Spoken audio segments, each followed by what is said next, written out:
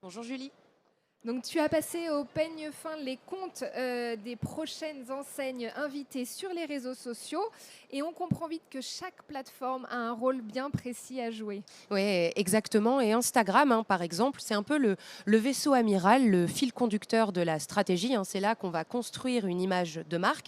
Pour Montsauffleur, par exemple, le compte est très esthétique, très pur. On y voit des bouquets de saison, des conseils pour garder ses fleurs un peu plus longtemps. Évidemment, beaucoup de contenu autour des grands moments de l'année, comme la Saint-Valentin ou même la fête des mères. Chez On Air Fitness, c'est plus énergique, hein, un univers qui est très visuel, aux couleurs rouge et noir, hein, pour rappeler la marque.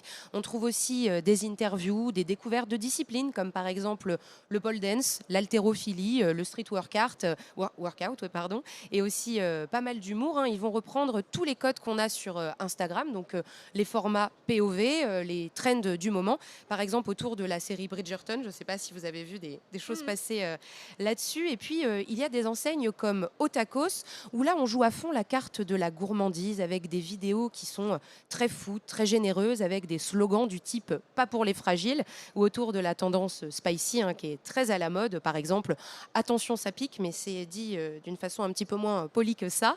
Et sur TikTok, en revanche, là, le ton va complètement changer. C'est plus spontané, plus humoristique. On reprend aussi des trends, hein, mais on va mettre en scène les équipes ou les clients. Clairement, c'est un réseau qui est beaucoup plus pour les jeunes. Et enfin, LinkedIn ou Facebook, là, c'est plus institutionnel, si on peut dire. Ça va parler des ouvertures de magasins, des recrutements ou de grandes annonces en général. Donc, il y a ce que font les têtes de réseau, les franchiseurs. Et ce qui est intéressant de voir aussi sur les réseaux, c'est ce que font les franchisés directs sur ces plateformes. Oui, et c'est souvent même le plus intéressant. C'est là que c'est plus vivant. Chez On Air Fitness, par exemple, eh bien, il y a beaucoup de salles qui ont leur propre compte. À Paris-Voltaire, par exemple, une vidéo montre la personne de l'accueil qui explique avec humour que travailler ici, c'est facile quand dans le montage, on la voit tour à tour déguisée en médecin quand il y a un client qui vient la voir en lui disant: «J'ai mal à la jambe, est-ce que vous pensez que j'ai une tendinite?» Ou par exemple quelqu'un, voilà, qui va venir la voir en lui disant: «On m'a volé ma serviette, est-ce que je peux voir les caméras?» Bah, la personne est déguisée en policier. Ou enfin en DJ quand on lui demande si on peut changer la musique dans la salle, par exemple. Autre exemple avec Bordeaux, où la salle va collaborer avec une influenceuse fitness qui est assez connue et qui habite dans la ville, pour expliquer les erreurs des débutants quand ils arrivent à la salle. Chez Montsauffleur, ensuite, c'est une même logique d'incarnation. La boutique du 9e arrondissement de Paris, elle, va mettre en avant les fleuristes avec des portraits, leur parcours, les surnoms qui se partagent dans l'équipe. Donc là, on voit qu'on humanise beaucoup le métier. À Sartrouville, on va plutôt montrer les coulisses avec la préparation des vitrines et voilà, des nouvelles mises en scène, ou encore les grandes périodes en préparation comme celle de la Saint-Valentin.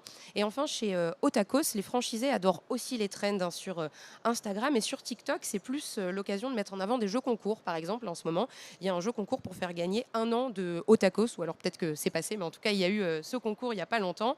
Et au final, Julie, vous avez raison, on voit vraiment que chaque réseau social a son rôle. Instagram pour l'image, TikTok pour les trends et LinkedIn ou Facebook pour les annonces un peu plus sérieuses. Mais ce qui est quand même plus intéressant, c'est d'aller voir les pages des franchisés, parce qu'on voit qu'il y a beaucoup aussi, surtout d'autodérision. D'accord, merci Charlotte, on ira voir.